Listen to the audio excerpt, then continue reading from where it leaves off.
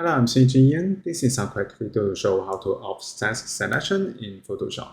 After starting Photoshop, we can go to New File to create a new document. I will keep this reset and create a new document. I press Ctrl 0 to view it. Next, we can make selection. I will make it simple. I will use my Clip tool. I will choose elliptical my Clip tool and then click and drag to make a selection. Next, we can go to select and go to modify.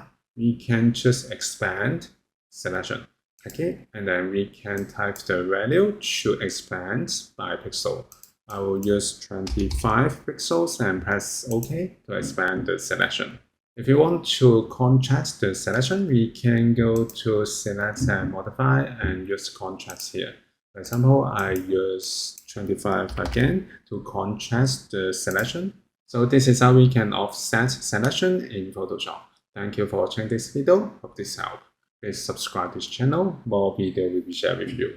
I'm CG Ian. See you in the next video.